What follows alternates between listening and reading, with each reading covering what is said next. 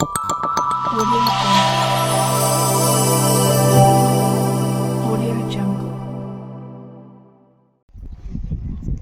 కట్టుకోవాలంటే పాత గవర్నమెంట్ మనకి ఇల్లు ఇవ్వలేదు. డబల్ బెడ్రూమ్ అనుకుంటా తెలంగాణ ప్రజానికానికి నాశనం చేసిన ఏకైక వ్యక్తి అంటే పాత గవర్నమెంట్, పాత ప్రభుత్వము. కానీ ఈ గవర్నమెంట్ వచ్చిన తర్వాత, నేను ఎమ్మెల్యే అయిన తర్వాత, కాంగ్రెస్ ప్రభుత్వం ఉన్నా కూడా ఈ ఇంద్రమ్మ హౌసింగ్ అనేది ఏదైతే స్కీమ్ ఉంది దానికి నేను మెచ్చుకుంటా. నేను భారతీయ జనతా పార్టీ ఎమ్మెల్యేగా అయినా కూడా ఈ ప్రభుత్వం, కాంగ్రెస్ ప్రభుత్వం ఉన్నా కూడా నేను మెచ్చుకుంటా. The best scheme of the Congress ప్రభుత్వం తెలంగాణ గవర్నమెంట్ అంటే ఇంద్రమ్మ హౌసింగ్. చాలా మంచి స్కీమ్ ఉంది. ముందు 650 గజాలు ఏదైనా కడితే ఆడ అవుతుంది ఇల్లు అని అనుకున్నారు. కానీ ఈ రోజు చూస్తే బ్రహ్మాండంగా ఇల్లు. ఇలా వీటాపూర్ ఇలా పోయినాను, లింగనంపల్లి ఊర్లే, అక్కడ చూస్తే మంచి ఇల్లు. ఈ దాదాపు నియోజకవర్గంలో, మన నియోజకవర్గంలో ఇంకా కూడా కొన్ని విలేజెస్, పాంగర్పాడ, మన ఆమ్గావ్ అనుకోండి, కుబేర్ మండల్లో పాంగర్పాడ ఉంది, అక్కడ కూడా ఇంతవరకు రోడ్ లేదు. అదేవిధంగా దౌనేలీల గామానాయక్ తాండా ఉంది, అక్కడ కూడా రోడ్ లేదు. ఈ కొన్ని విలేజెస్ లో చూస్తే ఇలా రోడ్ లేక ఏమైనా అత్యవసర పను పడితే చాలా ఇబ్బందులు అవుతున్నాయి. ఇప్పుడే మా సోదరులు చెప్పారు, ఎవరైనా హెల్త్ పరంగా బీమార్ అయిపోతే డెలివరీ కావాలంటే ఇక్కడి నుంచి మెదన్పూర్ వరకు పోవాలా, మెదన్పూర్ నుంచి అంబులెన్స్ లో పోవాలా. చాలా కష్టాల 75 సంవత్సరాల తర్వాత కూడా, ఈ మన దేశం స్వాతంత్రం అయిన తర్వాత కూడా ఇంకా మనం చాలా వెనుకబడి ఉన్నాం. మన ప్రధానమంత్రి నరేంద్ర మోదీ గారు, మీకు అందరికీ తెలుసు, గత 11 సంవత్సరాల నుంచి దేశానికి పరిపాలన చేస్తున్నాడు.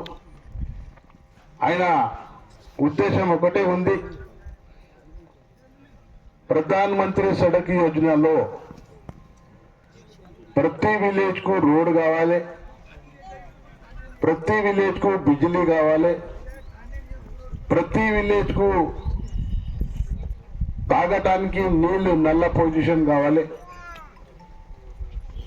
ఇంటర్నల్ రోడ్స్ కావాలి, శ్మశానాల వాటిగా కావాలి. ఆ ఉద్దేశంతో 11 సంవత్సరాల నుంచి దేశానికి సేవ చేస్తున్న ఏకైక వ్యక్తి ఇలా నరేంద్ర మోదీ గారు, మీకు అందరికీ తెలుసు. అందరికన్నా వెనుకబడిన విలేజ్ అంటే ఆమ్గావ్. ఎప్పుడైతే నారాయణరావు పటేల్ 94లో ఎమ్మెల్యేకు నిలబడ్డాడు, ఆ రోజు ఈ ఊరుకు నేను రావడానికి మెదన్పూర్ నుంచి మోటార్ సైకిల్ కూడా రాకుండా, అటువంటి టైంలో నేను ఆయన ప్రచారంలో ఆమ్గావ్ విలేజ్ కు రావడం జరిగింది. ఆయన గెలిచిన తర్వాత రోడ్స్ శాంక్షన్ చేపించి బీటీ రోడ్ కూడా చేయడం జరిగింది. దాని తర్వాత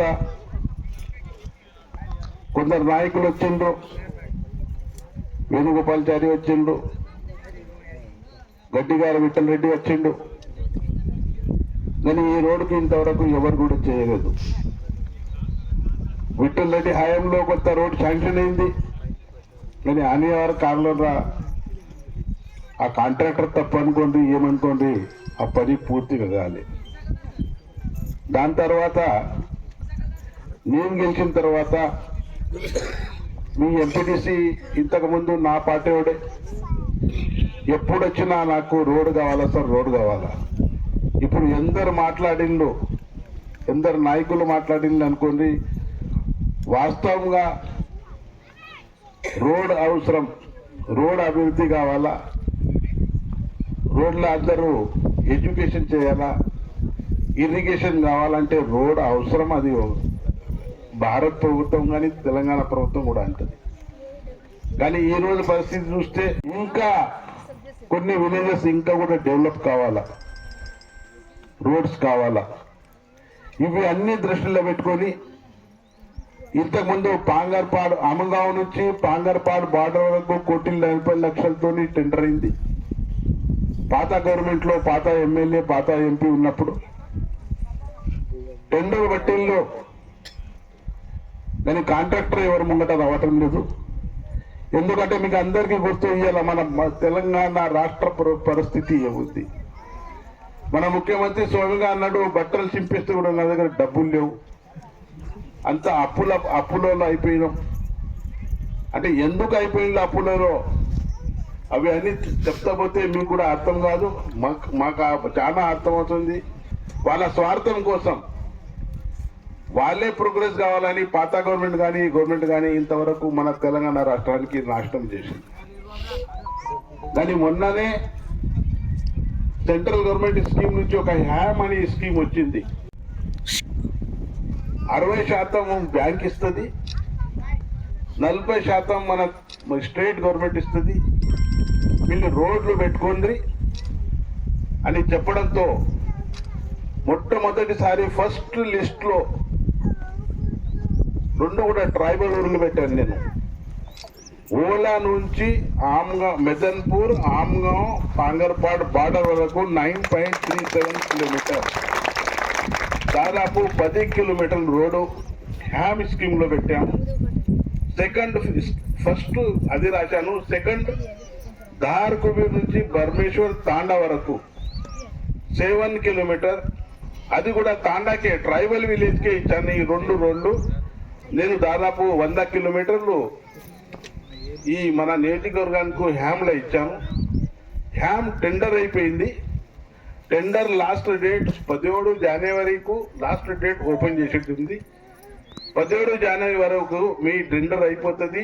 ఖచ్చితంగా ఈ మెరుగు వరకు మీకు బయట మన ఓలా నుంచి మెదన్పూర్ ఆమ్గాం పాంగర్పాడ్ బార్డర్ వరకు. ఎందుకంటే పాంగర్పాడ్ బార్డర్ దిగితే నా ఊరి ఉంది, అక్కడ నా ఊరికి పోవాలని నాకు కూడా ఇష్టం ఉంటుంది. ఎందుకంటే నాకు పుట్టిన ఊరు, అక్కడ పెరిగిన ఊరు నేను. ఆ అన్నము ఆ మోసం ఆ ఊరి దేవు, దానికోసం అక్కడ పోవాలని నాకు కూడా ఉంటుంది. అదేవిధంగా మన ఆమగం నుంచి రంగశూని వరకు మన మోహన్ గారు ఎప్పుడు నాకు సార్ ये रोड नहीं हुआ तो हमको रंगाचूड़ी से जाने के वास्ते अच्छा रहता, रंगाचूड़ी का बना दो, हम उधर से कुबेर से पैसा आ जाते उनके ఎప్పుడు కూడా అంటాడు పాపం ఆయన. 1,40,00,000 ఏదైతే ఆమ్గాం నుంచి పాంగర్పాడ్ బార్డర్ దాకా శాంక్షన్ అయిన రోడ్ ఉన్నది, దానికి డైవర్షన్ పెట్టుకొని ఆమ్గాం నుంచి రంగాచూని వరకు ఈ రోడ్ ఆ డబ్బులు అదే ఈ రోడ్ కావాలని నేను గవర్నమెంట్ కు రాశాను. గవర్నమెంట్ నుంచి శాంక్షన్ వస్తే ఆ టెండరే ఇక్కడ పెట్టుకుని ఆ రోడ్డు కూడా చేపిస్తామని సభాముఖంగా మీకు అందరికీ తెలియజేస్తున్నాను. అదేవిధంగా మన శివాజీ కొత్త నాయకుడు, కొత్త యువకుడు, జోష్ ఉంది, పని చెయ్యాలా, ఈ ఊరికి ఏమన్నా చెయ్యాలని ఒక జోష్ ఉంది. సార్ అభి కరో, 15 दिन में करो, महीने में करो, करो हमारा काम करो అని అంటున్నాడు. కానీ 15 दिन మహిళలో అయ్యే పని ఏది కూడా ఉంటుంది, కొంత టైం పడుతుంది. మీరు కన్నా ముందు ఖచ్చితంగా మీ రోడ్ శాంక్షన్ చేపించి పని చేపిస్తామని ఈ సభాముఖంగా తెలియజేస్తుంది. బస్సు రావాలి సార్, ఘాట్ సెక్షన్లో బాగా ప్రాబ్లం అవుతుంది సార్. ఘాట్ సెక్షన్ కట్ చేయించి దానికి సీసీ వేయించాల్సిందిగా కోరుచున్నాం సార్. బస్సు రావాలి, పిల్లలకు పోవాలంటే ఇబ్బంది అవుతుంది సార్. స్కూల్కి పోవాలన్నా రావాలన్నా, ఊరికి ఆడవాళ్ళకు పోవాలన్నా కూడా సార్ బాగా ఇబ్బంది అవుతుంది.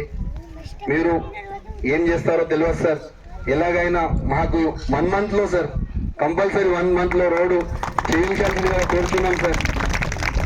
అలాగే సార్ అంబుగాం నుండి పాంగర్పాడ్ బార్డర్ వరకు మరియు అంబుగాం టు రంగాశివుని తాండా వరకు సార్ ఈ రోడ్డు చేయాల్సిందిగా కోరుచున్నాం సార్. మా గ్రామ ప్రజలందరూ సార్ ఎలాంటి ఇబ్బందులు వచ్చినా, ఎమర్జెన్సీ సిచ్యువేషన్ వచ్చేసినా ఇక్కడి నుంచి బైన్సాకి